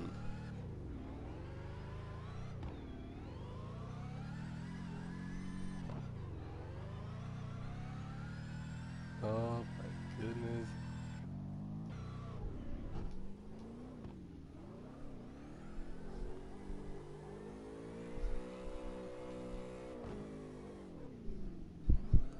Okay, here's the part that doesn't make any sense. All right. So in the first movie, this car was a supposed to be a 900 horsepower Detroit muscle type car. And and this is a really big question. How in the world are you sliding in drag slicks? That's the thing that bothers me. I'm like, hold on, how in the world are you sliding around in a Dodge Charger with drag slicks, not drag slicks, a drag slicks? Like, how? That absolutely makes no movie logic.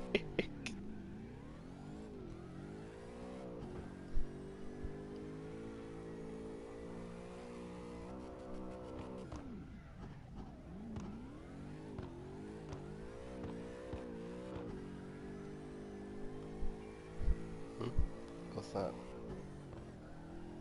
Alright.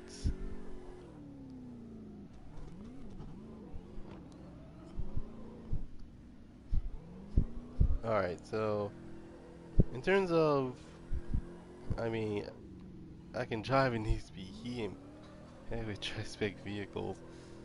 And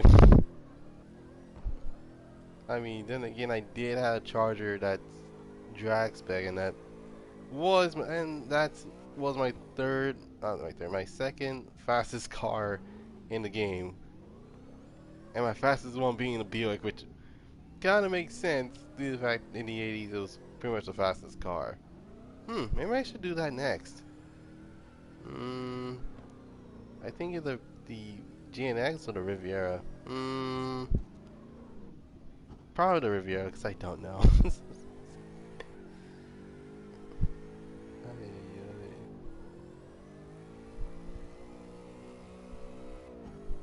In terms of payback, I don't think so, because I tried it. It's really too grippy for me.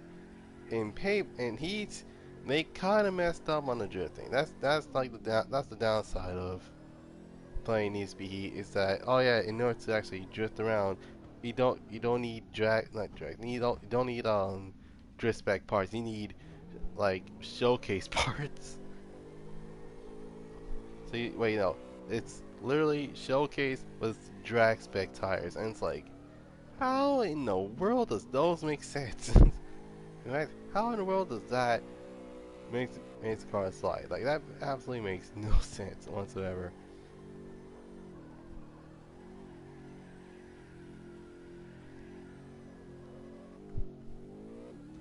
Game logic, pretty much. But in any case, was I wondering, okay, what would be the best first car? Well, any car can be the best first car. It just depends on how you actually want to get the car. But either one, my examples, basically the first generation and the earlier second gen 70Cs, Mitsubishi Lancer, either the GT or the Rally Art, Mazda, there's are just because okay, no updates no more, probably on Heat. Yeah, I already know what you're talking about. What was I saying? Alright, along with the Mitsubishi Rally Arts and the Mitsubishi Lancer GTs, um, any Eclipse, probably. Um, but just don't expect to actually find a GSX for a cheap price, cause if anything, you find a GST, then you're basically good to go. Um, just just be sure to find a GST instead of like a GS or an RS, cause for those are wondering, the GS and the RSs both came with the 420A, which is a Carson motor that powered many cars in the 90s, such as the Concorde and hmm, I forgot what the other one was. I do believe it was a created Green Dodge 137, but don't think there are any bull bars in for the front bumper. That sounds interesting.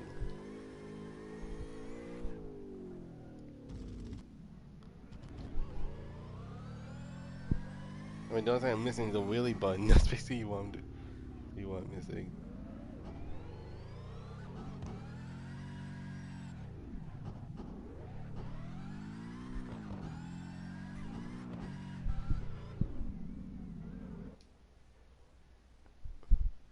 Ay, ay. Alright then. Is the road made of ice? Good question. God dang it. Oh yeah, god dang it, I lost topic. No, sorry. I got off topic. Anyways, well for many, wait, you can't move your car at all? Wait, hold on. I get it. That's from the, oh jeez, my bad. Cause I do be slipping though. It's also doing in a minute. Okay. So we have Paul's personal Toyota Supra that it was in the seventh movie. Uh, I I'd also recreate the well see I don't know if I can recreate the Magnus Charger, which is literally a beast with literally 1,000 horsepower, but I do believe that's a 68 Dodge Charger and not I don't think it's a 70s Charger.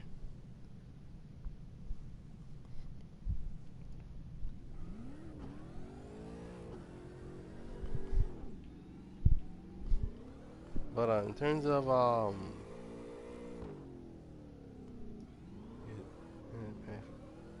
yeah, chill, do that, man. Thanks. What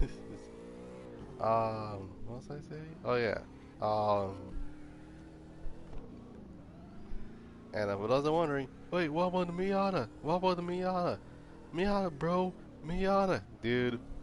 Calm down. I was getting to that. Anyways, the Miata is one of those cases where it depends on if you have the money for it, because the first generations are pretty much scarce to find, and the only ones you can either find are the NBs or the NCs. In fact, I have met people that actually owned a Miata or two, which, keep in mind, not bad. Trying to do the first movie Supra, 26th century, dude. Finding, like, say, Lady Supra actually could be like a century. Because keep in mind you have all the parts that you need. You just have to figure out how to place them. Me on the other hand, in terms of Lady Supra, my goodness, Lady Supra is difficult to actually make. And keep in mind that making Han's RX-7 seems child's play compared to that. Like in all seriousness, here's the thing, the first time I ever bought this game, I was like, okay, something tells me that this car is not gonna have that much parts. Dude, Brian's Fast and Furious Skyline.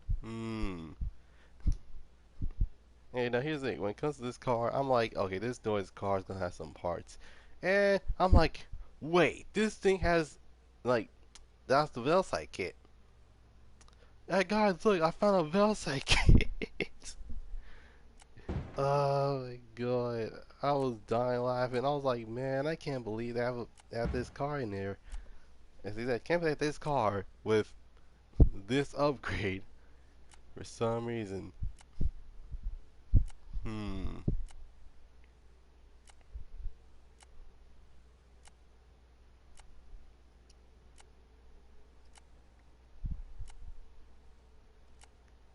Fred, no. I'm not gonna ruin my RSR S15 Scion. Jeez here. Probably gonna make the truck into Optimus Prime like livery. I don't think I've seen anyone done that before. M4, no, GTR. Wait, wait. I think I know what to do.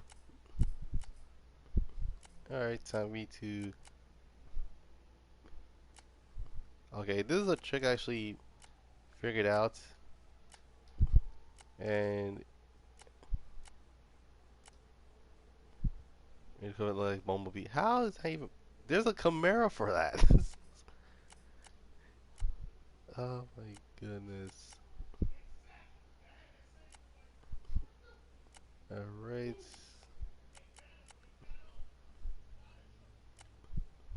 Hmm. Let's see if I can actually. I mean, Camaro. Like, what the heck, dude? Like, wait, the Camaro's in the game. You should have made it maybe to that one instead. Like, I legit got confused.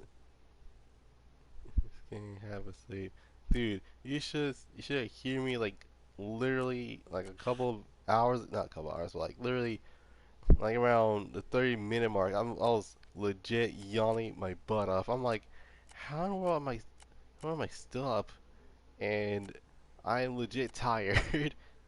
And I literally went to bed early, and I woke up around 1 o'clock at night. This is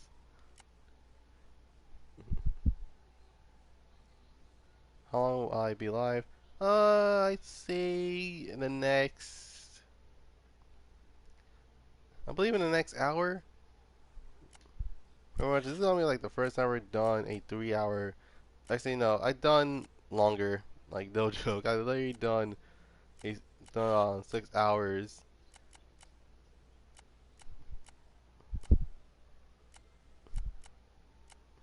Wait, let's see if I can make this into where I need to be.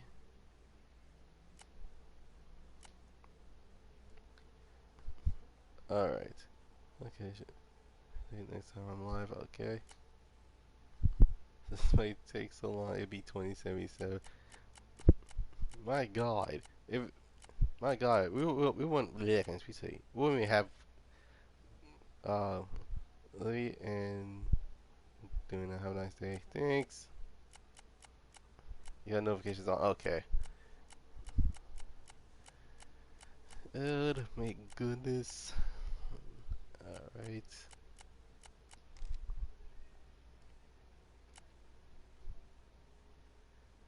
Also, I don't just do live streams, also do videos as well, so make sure you check those out. So that way, because apparently, I don't know why people like, oh yeah, oh yeah, he's a, like, oh yeah, who's Goddrifter? Oh yeah, he's a streamer. And they just see a bunch of videos like, guys, I thought you say he's a streamer. It's like, he is. It's like, then why he has videos? It's like, oh right, he usually makes videos every now and then. It's like, guys, I'm over here. Oh my goodness. Alright. Uh, Cemetery. Ah, got it. Alright. This is gonna take a moment. I wish it was like there's like a moment where it's like, okay, like please, like technical difficulty, please wait. This is, my goodness. All right. I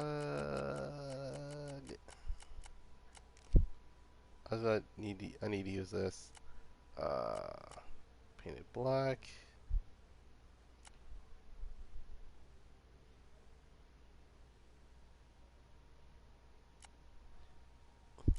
Okay, this is gonna be a little more difficult than I thought. This is actually my first time recreating this not super, this not Skyline, this GTR. Jeez, I cannot read words, I cannot words. Ay, ay, ay. Alright. I just need to make sure that I have the right, not the right parts per se. There we go. I'm like, wait a minute. I think I'm missing something. And it's like, oh wait, there's the Ben Sopra, hood. Well, bonnet, if you're from the UK. Um,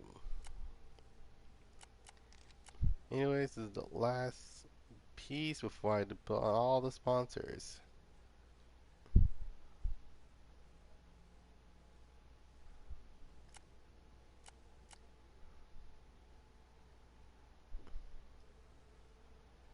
Oh, look at this. What was I saying? Oh yeah. Um. So in terms of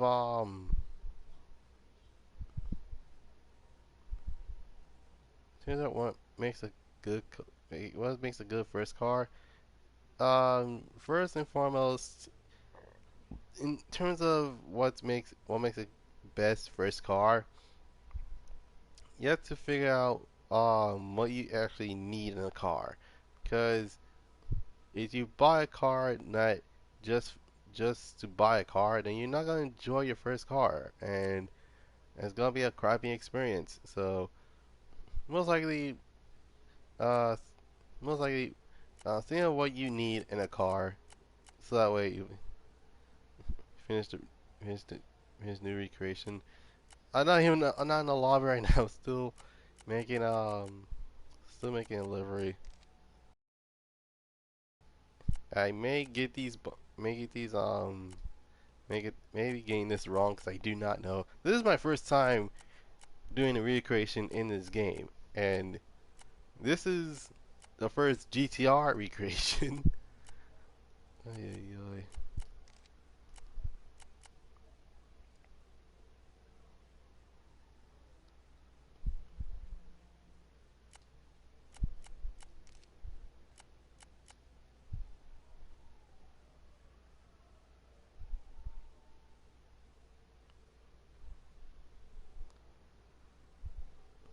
All right.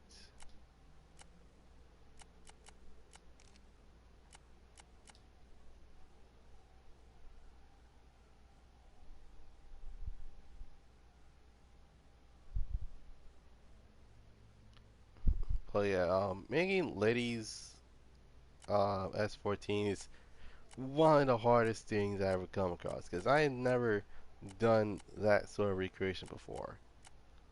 In fact, it was the reason why I say it was literally the closest one to it is because of many things. Because I almost got it if it wasn't for the character that's on it. I was like, oh no, that means I have to design the chick that's on the rocket.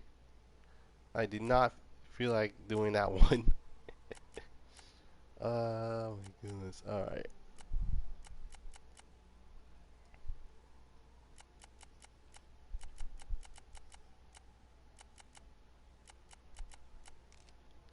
Alrighty then.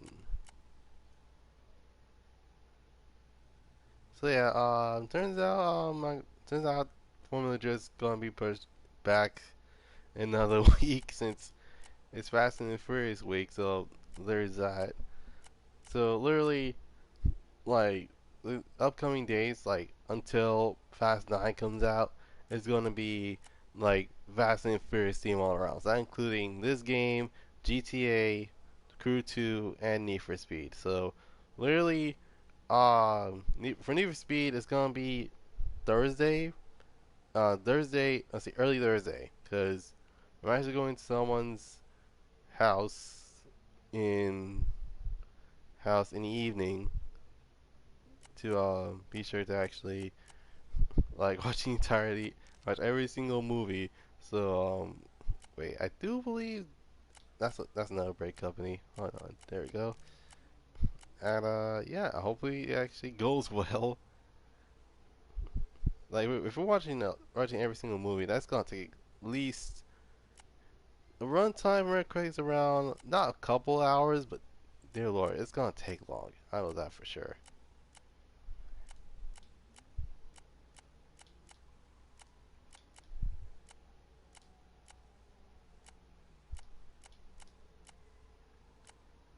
Okay, so to make sure I got every single one of them. All right.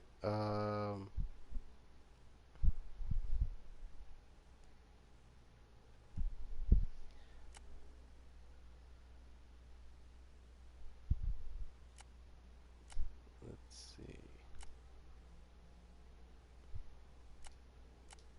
I do believe I've got it. Just need to fix his stats. Hold on. Ay, ay, ay.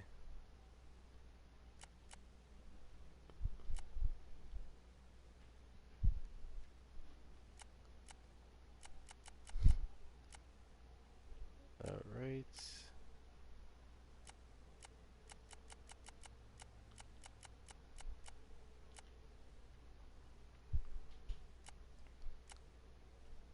All right.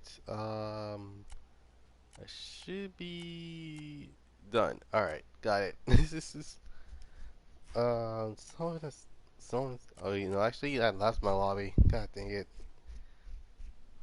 I didn't realize that's gonna happen. All right.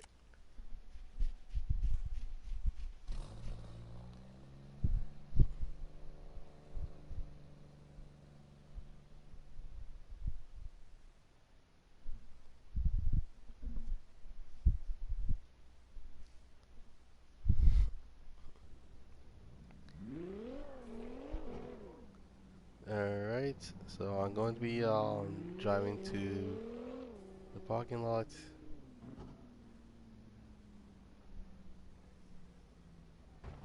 Ow.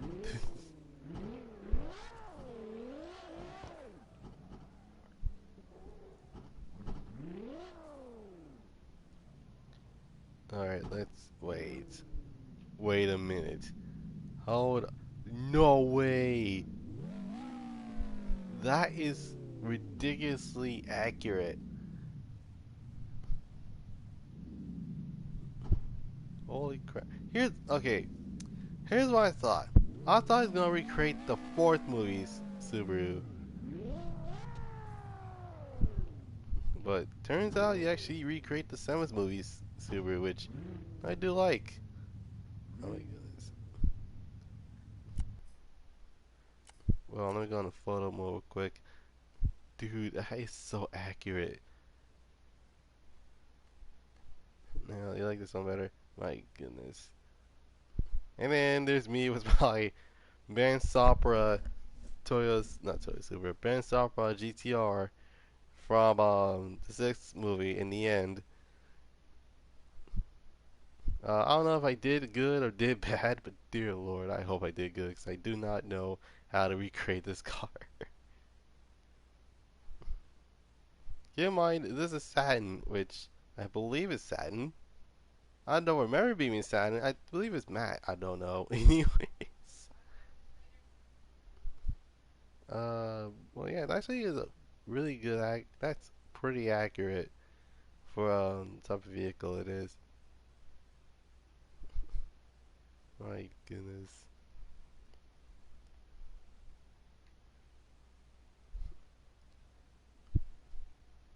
Hmm. I do believe Wait. I see what's going on. I just realized the back end of my car actually is missing something, and that is the carbon pieces on it, and the exhausts are not in the right positions. My goodness. But yeah, that actually is pretty good.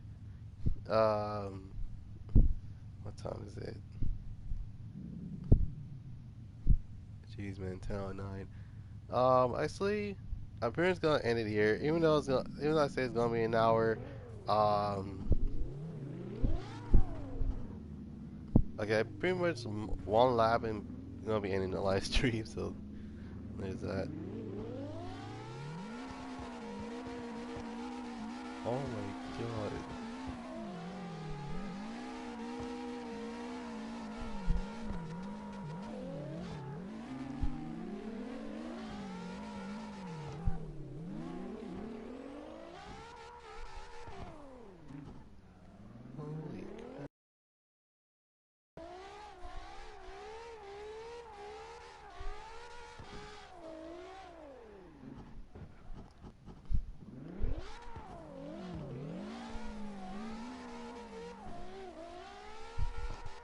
Holy, holy crap, dude. Well, yeah, basically in the end of the live stream, I'm putting everything back to the way it is, and including this GTR right here. Cause this is like literally the only time I actually change anything about my GTR. Is basically being, the car being a Ben Sabra car is already is one of those cases where it's like, okay, do believe her correctly, this replaces the entire front end to actually open up. Instead of, oh yeah, we have a hood and then we have the fenders. But what about the rear end? Oh, don't worry, it should be fine. In fact, I did see GTRs every now and then. Oh, especially Dogzilla's is on GTR. What's that? I mean, not talk about. Anyways,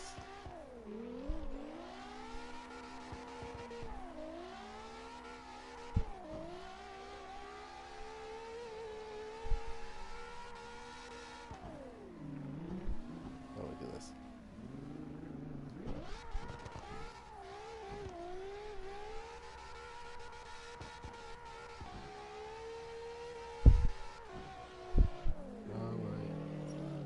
All right, that was a lap. Gonna park right here, or I can park where the Subi is.